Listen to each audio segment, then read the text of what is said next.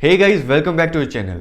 आई hope आपकी investing की और फाइनेंस की जर्नी काफ़ी अच्छी चल रही हो। तो आज की इस वीडियो में हम बात करने वाले हैं ग्रेफाइट इंडिया के बारे में। और हमेशा की तरह सबसे पहले हम बात करेंगे कंपनी के बिजनेस मॉडल के बारे में, बिजनेस सेगमेंट्स के बारे में। उसके बाद हम बात करेंगे कंपनी की फाइनेंशियल स्टेटमेंट्स के बारे में। उसके बाद हम डिस्कस करेंगे कंपनी की मैनेजमेंट के बारे में। और आखिरी में हम पूरी एनालिसिस को समराइज करेंगे। But before getting into that, जैसे कि मैं हमेशा से कहता हूँ, all you need to do is subscribe करना है चैनल को and click that bell icon. तो शुरुआत करते हैं इस कंपनी की हिस्ट्री के साथ। तो ये बात है 1967 की, जब इस कंपनी के प्रमोटर्स ने सोचा कि यहाँ पे हमें एक इंडिया बेस्ड कंपनी शुरू करनी चाहिए जो कि कार्बन प्रोडक्ट्स को मैन्युफैक्चर कर सके और उन्हें सेल कर सके।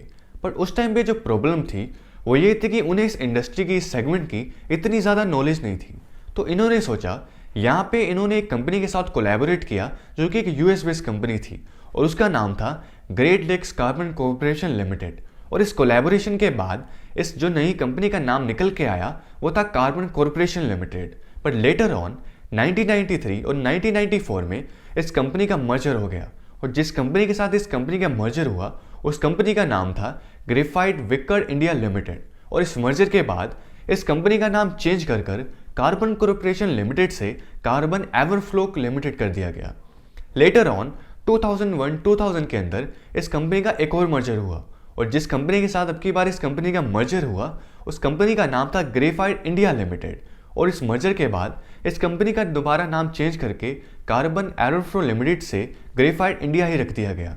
और इस तरह से कंपनी ने एंटर की ग्रेफाइट इलेक्ट्रोड की सेगमेंट के अंदर। और करेंटली कंपनी कोलकाता के अंदर हेडक्वार्टर्ड है और कंपनी के पास मोर देन 78,000 टन की कैपेसिटी है जो कि इनकी डिफरेंट प्लांट्स में स्प्रेडेड है, जिनमें से एक है दुर्गापुर में, दूसरा है बेंगलोर में, तीसरा है नासिक में और फोर्थ है जर्मनी में। और कंपनी का customer base more than 50 countries के अंदर स्प्रेडेड है। If we talk about revenue model, तो यहाँ पे कंपनी के रेवेन्यूज मेनली 5 सेगमेंट्स में डिवाइडेड है। पहली है ग्रेफाइट इलेक्ट्रोड, दूसरी है इम्परवियस ग्रेफाइट इक्विपमेंट्स, तीसरी है स्टील सेगमेंट, चौथी है कार्बन प्रोडक्ट सेगमेंट और फिफ्थ है जीआरपी पाइप सेगमेंट। रेवेन्यूज के बेस पर देखें तो 92.27% रेवेन्यूज आते हैं ग्रेफाइट इलेक्ट्रोड से, उसके बाद 2.08% रेवेन्यूज आते हैं इम्परवियस ग्रेफाइट इक्विपमेंट से, 1.46% रेवेन्यूज आते हैं स्टील सेगमेंट से, उसके बाद 1.26% रेवेन्यूज आते हैं कार्बन प्रोडक्ट सेगमेंट से और आखिरी के 0.56% रेवेन्यूज आते हैं जीआरपी पाइप सेगमेंट से। चलिए अब हम बिजनेस सेगमेंट्स को डिस्कस कर लेते हैं। यहाँ पे हम मेनली फोकस करने वाले हैं ग्रेफाइट इलेक्ट्रोड सेगमेंट पे क्योंकि वो कंपनी की मेन सेगमेंट है। बाकी के जो सेगमेंट्स हैं वो काफ़ी छोटी छोटी सेगमेंट्स हैं। तो यहाँ पे हम सबसे पहले समझ लेते हैं कि जो ग्रेफाइट इलेक्ट्रोड है इसका मतलब क्या होता है। तो ग्रेफाइट इलेक्ट्रोड एक मेन प्रोडक्ट होता है जो कि स्टील मेकिंग के लिए यूज़ किया जाता है। मतलब कि अगर आपको यहाँ पे 1 टन स्टील बनानी है उसके लिए आपको 2 से 2.5 टन ग्रेफाइट इलेक्ट्रोड चाहिए होता है, जो कि यहाँ पे 3 to 4% कवर करता है ओवरऑल स्टील प्रोडक्शन कॉस्ट का। यहाँ पे जो स्टील मेकिंग होती है वो 2 तरह से हो सकती है। एक होता है बीएफ मेथड और दूसरा होता है ईएफ मेथड।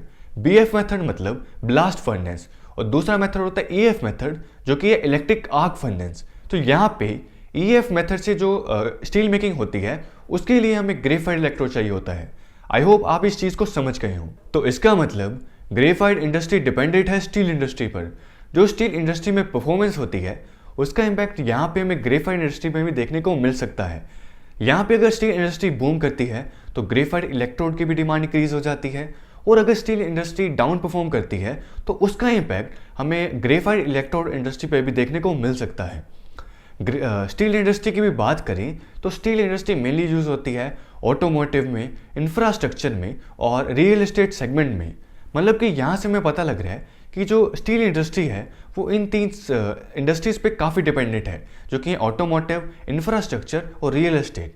तो यहाँ से हमें पता लग रहा है कि जो ग्रेफाइट इलेक्ट्रोड की इंडस्ट्री है वो डायरेक्टली और इनडायरेक्टली इन सभी इंडस्ट्रीज के साथ कनेक्टेड है। तो इन सभी इंडस्ट्री की जो परफॉर्मेंस होती है उसका इम्पैक्ट यहाँ पे हमें ग्रेफाइट इलेक्ट्रोड इंडस्ट्री पे भी देखने को मिल सकता है। फॉर एग्जाम्पल ऑटो सेक्टर की बात करें तो auto sector cyclic in nature होता है। मतलब कुछ सालों के लिए अपवर्ड परफॉर्म करता है, फिर डाउनवर्ड परफॉर्म करता है, फिर कुछ सालों के लिए अपवर्ड परफॉर्म करता है और फिर डाउनवर्ड परफॉर्म करता है। और ये जो साइकिल है वो इसी तरह से चलती रहती है। तो इस चीज़ का इम्पैक्ट हमें स्टील इंडस्ट्री पे देखने को मिल सकता है। तो जैसे कि हमें पता है graphite electrode industry directly connected है स्टील इंडस्ट्री से, तो इसका इम्पैक्ट हमें ग्रेफाइट इलेक्ट्रोड इंडस्ट्री में भी देखने को मिलता है। और यही रीजन है, ये चीज ग्रेफाइट इलेक्ट्रोड इंडस्ट्री को भी साइक्लिक इन नेचर बनाती है। During the recent years Indian steel industry काफी इंपैक्ट हुई है और उसके पीछे के यहाँ पे तीन मेन रीजंस हैं। पहला रीजन है यूएस चाइना ट्रेड वॉर, दूसरा रीजन है ग्लोबल स्लोडाउन और तीसरा रीजन है इंडस्ट्रियल फैक्टर्स। इंडस्ट्रियल फैक्टर्स में फॉर एग्जांपल ऑटो सेक्टर की बात करें तो ऑटो सेक्टर, इंडिया का ऑटो सेक्टर लार्जेस्ट मैन्युफैक्चरर है 2 व्हीलर सेगमेंट में, 3 व्हीलर सेगमेंट में और ट्रैक्टर सेगमेंट में, और फोर्थ लार्जेस्ट प्लेयर है पैसेंजर व्हीकल सेगमेंट में। और यहाँ पे ऑटो सेक्टर स्टील इंडस्ट्री का सबसे बड़ा क्लाइंट है। बट यहाँ पे हम पास्ट में काफ़ी टाइम से देख रहे हैं जो इंडिया का ऑटो सेक्टर है वो स्लो डाउन में चल रहा है और इस चीज़ ने स्टील इंडस्ट्री को भी काफ़ी इंपैक्ट किया है। Then if we talk about real estate industry, तो उस इंडस्ट्री ने काफ़ी सफ़र किया था due to the lower demand. इसके अलावा अगर हम बात करें इंफ्रास्ट्रक्चर इंडस्ट्री के बारे में, तो यहाँ पे भी कंपनी ने काफ़ी सफ़र किया था due to the lower projects. इसके अलावा एनुअल रिपोर्ट 2020 के अकॉर्डिंग मार्च में जब लॉकडाउन लगा था, उसमें जो वर्ल्ड क्रूड स्टील प्रोडक्शन थी वो 6% डाउन थी। और इसके पीछे के दो मेन रीज़न ये थे कि यहाँ पे जो ऑटो सेक्टर है, जो कंस्ट्रक्शन सेक्टर है, उसमें प्रोडक्शन कट लगा था। तो ऑब्वियस सी बात थी इसका इम्पैक्ट हमें स्टील इंडस्ट्री पे भी देखने को मिलना था। तो ये काफ़ी सारे फैक्टर्स हैं जिसकी वजह से स्टील इंडस्ट्री की परफॉर्मेंस पर काफ़ी इम्पैक्ट पड़ा। और जैसे कि मैं आपको पहले ही बता चुका हूँ, स्टील इंडस्ट्री डायरेक्टली लिंक है ग्रेफाइट इंडस्ट्री से, तो इसकी वजह से ग्रेफाइट इंडस्ट्री पे भी इसका काफी इंपैक्ट पड़ा। बट ओवरऑल आउटलुक की बात करें तो WSA मतलब कि वर्ल्ड स्टील एसोसिएशन के अकॉर्डिंग 2020 में ग्लोबल स्टील डिमांड 6.8% से डाउन थी और इंडिया जैसी डेवलपिंग इकोनॉमीज में 11.9% से डाउन थी। बट 2020 में एक्सपेक्ट किया जा रहा है ये डिमांड 3.8% से इंक्रीज हो सकती है और इंडिया जैसी डेवलपिंग इकोनॉमी में 9.2% से इंक्रीज हो सकती है। बट कंपनी के अकॉर्डिंग अभी के लिए ग्रेफाइट इलेक्ट्रोड की डिमांड कमी होने वाली है क्योंकि यहाँ पे जो स्टील इंडस्ट्री में डिमांड है वो भी कम चल रही है। बट गवर्नमेंट यहाँ पे काफ़ी सारे इनिशिएटिव्स ले रही है, जैसे कि वो कंस्ट्रक्शन इंडस्ट्री में काफ़ी स्पेंड कर रही है। उसके बाद यहाँ पे इंफ्रास्ट्रक्चर इंडस्ट्री में, ऑटोमोबाइल इंडस्ट्री में, इन इंडस्ट्रीज़ को रिवाइव करने के लिए काफ़ी सारे इनिशिएटिव्स ले रही है। तो इस चीज़ का अगर ये इनिशिएटिव सही तरह से लिए जाते हैं तो इस चीज़ का स्टील इंडस्ट्री की डिमांड पे काफ़ी पॉजिटिव इम्पैक्ट देखने को मिल सकता है। उसके अलावा कंपनी के अकॉर्डिंग अगर चाइना से लोअर एक्सपोर्ट्स होते हैं, स्पेशली उन रीजन्स में जहाँ पे हाई IAF कैपेसिटीज़ हैं, जैसे कि यूरोप, नॉर्थ अमेरिका, अगर इन कंट्रीज़ में लोअर एक्सपोर्ट करते हैं चाइना, तो इससे जो इलेक्ट्रोड्स की डिमांड है वो इंक्रीज़ हो सकती है। यहाँ पे मुझे लगता है कि चाइना सिनेरियो को थोड़ा डिटेल में डिस्कस करना चाहिए, तो इसके लिए हमें थोड़ा पास में जाना पड़ेगा। तो ये बात थी 2011 से लेकर 2015 की, जब चाइना के अंदर BF बेस्ड स्टील प्रोडक्शन की ओवर कैपेसिटी हो चुकी थी। और ये जो BF बेस्ड प्रोडक्शन मेथड होता है ये काफ़ी पोल्यूशन क्रिएटिंग मेथड होता है। इसलिए यहाँ पे 2016 में चाइना ने एक पॉलिसी को इम्प्लीमेंट किया जिसका नाम था ब्लू स्काई पॉलिसी, ताकि वो इस पोल्यूशन को कंट्रोल कर सकें। और ये जो पॉलिसी थी वो एग्रेसिवली इम्प्लीमेंट हुई। तो यहाँ पे चाइना ने डिक्लेयर कर दिया अब जो प्रोडक्शन होगी वो सिर्फ EF मेथड से होगी, और EF मेथड काफ़ी इन्वायरमेंट फ्रेंडली मेथड है और ये almost 80% less pollution cover create करता है अगर इसे हम कंपेयर करें BF मेथड से। बट उस टाइम पे क्या था, चाइना एक ग्लोबल प्लेयर था और उस टाइम पर यहाँ पे जो EF मेथड को यूज़ करती थी वो वर्ल्ड में सिर्फ 5 ही कंपनीज थी और उनमें से 2 कंपनीज इंडिया की थी और उनमें से एक कंपनी थी ग्रेफाइट इंडिया। तो इसी वजह से इन प्लेयर्स को भी इस चीज़ का काफ़ी फायदा हुआ। इसलिए यहाँ पे हम देख सकते हैं कि 2018 में, 2019 में जो ग्रेफाइट इंडिया के रेवेन्यूज थे या फिर जो नेट प्रॉफिट्स थे वो एक्सेप्शनली हाई थे। बट 1-2 साल के अंदर अंदर ही चाइनीज कंपनीज ने ग्रेफाइट इलेक्ट्रोड बनाना शुरू कर दिया और उन्हें एक्सपोर्ट करना भी शुरू कर दिया। इसी वजह से अगर हम ग्रेफाइट इंडिया के उसके बाद के नंबर्स को देखते हैं तो वहाँ पे कम हुए हैं। हालांकि इसके पीछे के और भी रीजंस हैं, पर one of the main reasons ये है चाइना की EF कैपेसिटी जो कि 2017 में 0.7 मिलियन टन की थी, वो 2020 में 1.5 मिलियन टन की हो चुकी है। और यही रीज़न है चाइना यहाँ पे एक्सेसिव वॉल्यूम में इलेक्ट्रोड्स को एक्सपोर्ट कर पा रहा है एट चीप प्राइसेस। हालांकि जो उनकी क्वालिटी है वो इतनी कुछ खास नहीं है। इसके अलावा इंडियन गवर्नमेंट ने जो anti dumping duties Chinese exports पर लगाई थी 2015 में, उसे 2018 में हटा दिया था। और यही रीज़न है यहाँ पे जो चाइनीज़ एक्सपोर्ट्स हैं वो और भी ज़्यादा इंक्रीज़ हो चुके हैं। पर यहाँ पे कंपनी के अकॉर्डिंग अगर चाइनीज से जो एक्सपोर्ट्स हैं वो कम होते हैं और अगर इंटरनेशनल मार्केट में डायनामिक्स चेंज होते हैं, ये कंपनी के लिए बेनिफिशियल हो सकता है। इसके अलावा रॉ मटेरियल भी इस सेगमेंट में काफी इंपॉर्टेंस प्ले करते हैं। पेट्रोलियम नीडल कोक एक प्राइमरीली रॉ मटेरियल है जो कि ग्रेफाइट इलेक्ट्रोड की प्रोडक्शन में यूज किया जाता है, और 2017 के बाद इसकी जो सप्लाई है वो काफी कम हो चुकी है। मेजर इसके पीछे जो रीजन है वो ये है कि चाइना से जो पेट्रोलियम नीडल कोक आता है उसकी जो सप्लाई आती है उस पर एक्सपोर्ट पे चाइना ने लोअर कर दिया है, वो कम कर दिए हैं। इसके अलावा जो यहाँ पे डिमांड है वो इंक्रीज होते आई है। ये चीज़ इतनी इंपॉर्टेंट क्यों है? ये चीज़ इतनी इंपॉर्टेंट इसलिए है, यहाँ पे जो नीडल कोक के प्राइसेस होते हैं और उसकी सप्लाई होती है, इसका कंपनी की परफॉर्मेंस पे काफ़ी इफेक्ट पड़ता है। तो ये इसलिए काफ़ी इंपॉर्टेंट है। CNC भी यहाँ पे काफ़ी इंपॉर्टेंट रॉ मटेरियल है जो कि यहाँ पे अल्ट्रा हाई ग्रेफाइट इलेक्ट्रोड की प्रोडक्शन में यूज़ किया जाता है, और ये भी ग्लोबली टाइट शॉर्टेज फेस कर रहा है पिछले काफ़ी टाइम से। तो इस तरह के जो रॉ मटेरियल है ये कंपनी की परफॉर्मेंस पे काफ़ी इंपैक्ट डाल सकते हैं। इस सेगमेंट में एक हाईलाइटिंग कंसर्न भी है। 2016 में क्या हुआ था, NGT मतलब कि नेशनल ग्रीन ट्रिब्यूनल ने ग्रेफाइट इंडिया के एक बेंगलुरु प्लांट को शट डाउन करा दिया था, क्योंकि वो काफ़ी ज़्यादा एयर पोल्यूशन क्रिएट कर रहा था और वहाँ से जो ग्रेफाइट डस्ट थी वो उड़ के आसपास के हाउस होल्ड्स में जाती थी, और इस चीज़ ने ग्रेफाइट इंडिया के लिए काफ़ी चैलेंजेस फेस किए थे। तो इस तरह के रिस्क जो कि एनवायरमेंट नॉर्म्स और सोशल एक्टिविज्म के साथ लिंक्ड हैं वो कंपनी के लिए मेजर कंसर्न क्रिएट कर सकते हैं। तो अगर इस तरह की सिचुएशंस फ्यूचर में भी आती है, अगर इस तरह का इशू फ्यूचर में भी आता है, तो एक कंपनी के लिए काफ़ी चैलेंजेस फेस कर सकता है। सेकेंड सेगमेंट है IG सेगमेंट।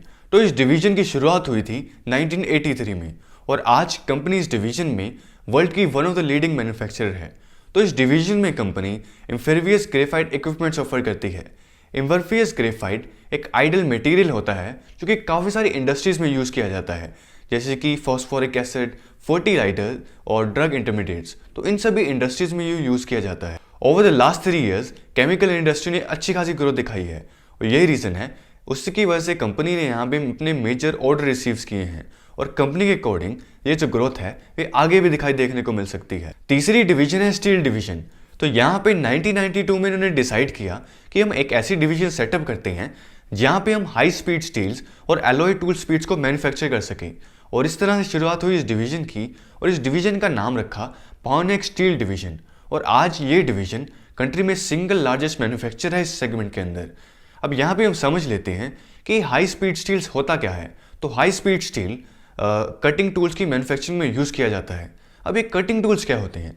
तो कटिंग टूल्स जैसे कि होब्स, टैप्स, ड्रिल्स, तो ये सब कटिंग टूल्स होते हैं, और ये मेनली यूज़ होते हैं ऑटोमोटिव इंडस्ट्री के अंदर, एविएशन के अंदर और मशीन टूल्स के अंदर। अभी जैसे कि मैंने आपको बताया, PSG ये जो डिवीजन है ये सिंगल लार्जेस्ट मैन्युफैक्चरर है, पर यहाँ पे क्या हो रहा था, ये कंपटीशन फेस कर रही थी डोमेस्टिक प्लेयर से। जो छोटे छोटे डोमेस्टिक प्लेयर्स हैं उनसे कंपटीशन फेस कर रही थी, और चीप इंपोर्टर से कंपटीशन फेस कर रही थी।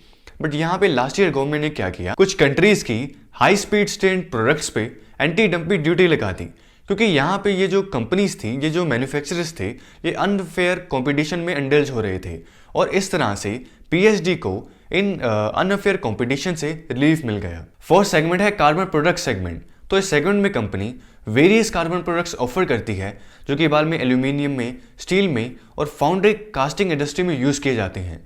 यहाँ पे जो कंपनी के प्रोडक्ट्स हैं वो है CPC मतलब कि calcium petroleum coke, CEP carbon electrode paste, CTP मतलब कि कार्बन टेपिंग पेस्ट, और लास्ट है ग्रेफाइट ग्रेन्यूल्स। तो ये सब जो वेरियस प्रोडक्ट्स हैं इस सेगमेंट में कंपनी ऑफर करती है। But due to the bad market conditions जो कि एल्यूमिनियम सेक्टर में चल रही हैं और जो स्टील इंडस्ट्री में चल रही हैं, उसकी वजह से कंपनी ने लास्ट ईयर डिक्लाइनिंग ग्रोथ दिखाई है। लास्ट सेगमेंट है GRP पाइप सेगमेंट। तो यहाँ पे इन्होंने 1989 में डिसाइड किया कि एक ऐसे सेगमेंट में एंटर करते हैं जहाँ पे हम GRP पाइप्स को मैन्युफैक्चर कर सकें, और ये जो पूरी प्रोसेस होगी वो टेक ड्रिवन प्रोसेस हो गई।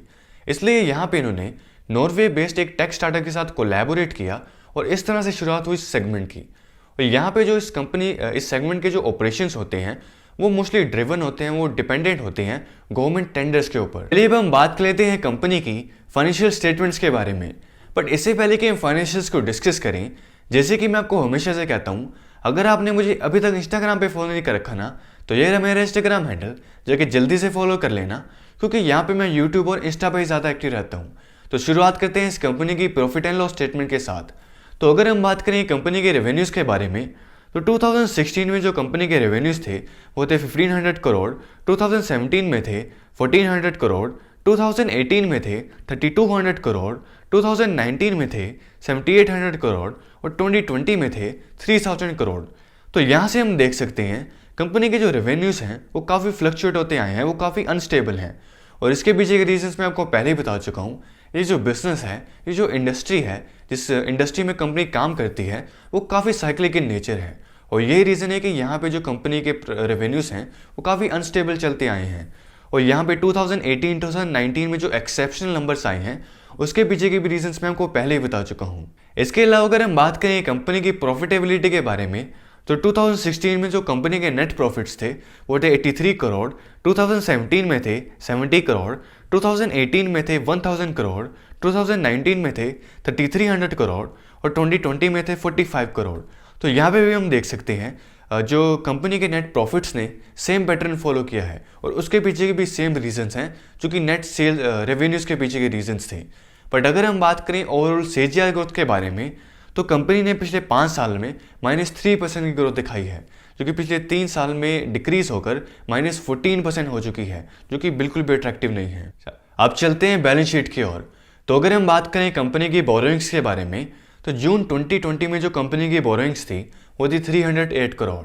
और कंपनी के इससे अगर हम कंपेयर करें कैश एंड कैश इक्विवेलेंट के साथ, तो कैश एंड कैश इक्विवेलेंट थी 2598 करोड़। तो यहाँ पे जो कंपनी का नेट कैश निकल के आता है वो आता है 2290 करोड़। इसके अलावा अगर हम बात करें कंपनी की डेट टू इक्विटी रेशियो के बारे में, तो यहाँ पे जो कंपनी का डेट टू इक्विटी रेशियो है वो 0.07%, which is very very attractive. इसके अलावा अगर हम बात करें कंपनी के रिसीवेबल डेज के बारे में, रिसीवेबल डेज मतलब इस तरह के जो बिजनेस होते हैं उसमें पैसा साथ के साथ नहीं मिलता। अगर आपने सामान आज सप्लाई किया है तो उसकी जो पेमेंट होती है वो थोड़े दिन बाद मिलती है, और उन दिनों का जो गैप आता है उन दिनों के गैप को हम रिसीवेबल डेज कहते हैं। तो यहाँ पे 2016 में जो कंपनी के रिसीवेबल डेज थे वो थे 113 डेज, जो कि 2020 में डिक्रीज होकर 48 डेज हो चुके हैं, जो कि काफ़ी अट्रैक्टिव है। इसके अलावा अगर हम बात करें कंपनी की इन्वेंट्री टर्नओवर रेशियो के बारे में, इन्वेंट्री टर्नओवर रेशियो मतलब कंपनी एनुअली अपनी इन्वेंट्रीज को कितनी बार टर्नओवर कर पा रही है, उसे हम कह देते हैं इन्वेंट्री टर्नओवर रेशियो। तो यहाँ पे 2016 में जो कंपनी का इन्वेंट्री टर्नओवर रेशियो था वो था 0.99 रेशियो, जो कि 2020 में इंक्रीज होकर 1.30 रेशियो हो चुका है, which is a very attractive. इसके बाद अगर हम बात करें कंपनी की करंट रेशियो के बारे में, करंट रेशियो यहाँ पे हमें कंपनी की लिक्विडिटी पोजीशन के बारे में बताती है। तो यहाँ पे 2016 में जो कंपनी का करंट रेशियो था वो था 1.58 रेशियो, जो कि 2020 में इंक्रीज होकर 4.48 रेशियो हो चुका है, again which is a very attractive thing. तो यहाँ पे हम ओवरऑल जैसे देख सकते हैं कंपनी की जो बैलेंस शीट है वो काफ़ी अच्छी दिखाई दे रही है। इसके अलावा अगर हम बात करें कंपनी की कैश फ्लो स्टेटमेंट के बारे में, तो यहाँ पे अगर हम बात करें फ्री कैश फ्लोज के बारे में, फ्री कैश फ्लोज मतलब अगर यहाँ पे हम सभी खर्चों को निकाल दें और कैपेक्स को निकाल दें, तो by the end of the year हमारी पॉकेट में जितना पैसा आ रहा है उसे हम कह देते हैं फ्री कैश फ्लोज। तो यहाँ पे 2016 में जो कंपनी के फ्री कैश फ्लोज थे वो थे 961 करोड़, जो कि 2020 में 209 करोड़ हो चुके हैं। यहाँ पे हम देख सकते हैं कंपनी के जो फ्री कैश फ्लोज हैं वो पॉजिटिव ज़रूर हैं, बट यहाँ पे वो काफ़ी अनस्टेबल चलते आए हैं। इसके बाद अगर हम बात करें कंपनी की ROE के बारे में, ROE मतलब रिटर्न्स ऑन इक्विटी। कंपनी अपने शेयर होल्डर्स की इक्विटी पर, उनकी इन्वेस्टमेंट्स पर कितने रिटर्न्स लेकर आ रही है उसे हम कह देते हैं ROE। तो यहाँ पे कंपनी का पिछले 5 साल का जो ROE है वो है 27%, जो कि पिछले 3 साल में इंक्रीज होकर 43% हो चुका है, विच इज़ वेरी अट्रैक्टिव। इसके अलावा अगर हम बात करें कंपनी के ROCE के बारे में, ROCE मतलब रिटर्न्स ऑन कैपिटल एम्प्लॉयड। यहाँ पे हमने जो बिजनेस में पैसा लगाया है उसमें हमें कितने रिटर्न्स आ रहे हैं उसे हम कह देते हैं ROCE, फिर चाहे जो कैपिटल है वो डेट के फॉर्म में क्यों ना हो। तो यहाँ पे कंपनी का पिछले 5 साल का जो ROCE है वो है 37%, जो कि पिछले 3 साल में इंक्रीज होकर 58% हो चुका है। तो यहाँ पे कंपनी का जो ROCE है वो भी काफ़ी अच्छा है। चलिए अब हम बात कर लेते हैं इस कंपनी की मैनेजमेंट के बारे में।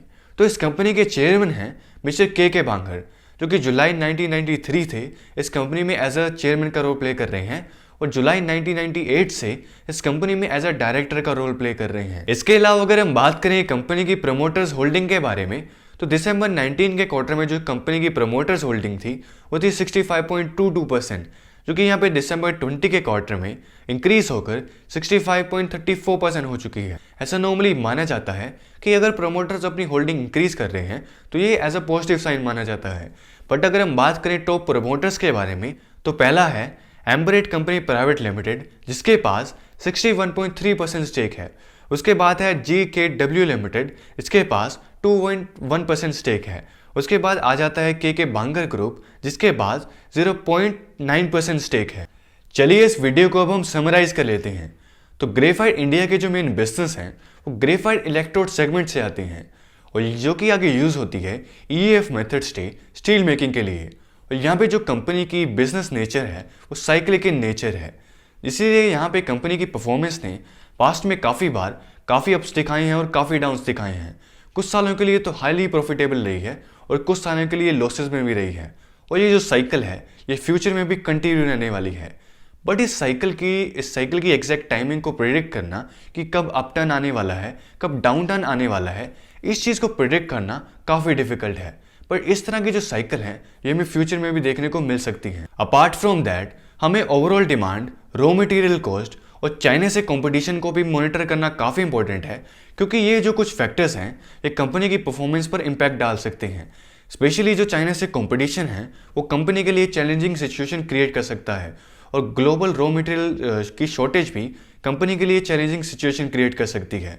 इसके अलावा हमें उन इंडस्ट्रीज़ को भी ट्रैक करना काफ़ी इंपॉर्टेंट है जिनके साथ कंपनी डायरेक्टली और इनडायरेक्टली लिंक्ड है, क्योंकि इन इंडस्ट्री में जो मूव्स होते हैं, जो डिफरेंट मूव्स होंगे, वो कंपनी के लिए बहुत पॉजिटिव एंड नेगेटिव इंपैक्ट ला सकते हैं। देन एनवायरमेंटल नॉर्म्स और सोशल एक्टिविज्म से रिलेटेड जो रिस्क हैं वो भी कंपनी के लिए चैलेंजिंग सिचुएशन क्रिएट कर सकते हैं, जैसा उन्होंने 2016 में किया था। तो इस चीज़ को भी ट्रैक करना काफ़ी इंपॉर्टेंट है। तो ये थी एक एनालिसिस कंपनी के ऊपर, और जैसे कि मैं आपको हमेशा से बताता हूँ ये किसी भी तरह की स्टॉक रिकमेंडेशन नहीं है। यहाँ पे जो मेरी कोशिश रहती है वो यही रहती है कि मैं आपको कंपनी के बारे में, उसके बिजनेस के बारे में डीप इंसाइट्स दे सकूँ, इजी लैंग्वेज में आपको एनालिसिस दे सकूँ। और आई होप आप मेरी वीडियोस को एंजॉय कर रहे हो। हाँ, यहाँ से मैं आपको सिर्फ एक चीज़ एडवाइस करूँगा कि कभी भी आप किसी कंपनी में इन्वेस्टमेंट डिसीजन लो तो वो हमेशा सोच समझ के लो, उस कंपनी के बारे में अच्छे से स्टडी करके लो। क्योंकि कभी भी आप किसी कंपनी में इन्वेस्ट कर रहे होते हो तो आप उस कंपनी का एक तरह से हिस्सेदारी खरीद रहे होते हो, और वो चीज़ आपको हमेशा अपना होमवर्क करके करनी चाहिए। तो अगर आप एक अच्छा इन्वेस्टर बनना चाहते हो, आप हमेशा कंपनी के बारे में अच्छे से स्टडी करो, फिर ही इन्वेस्ट करो।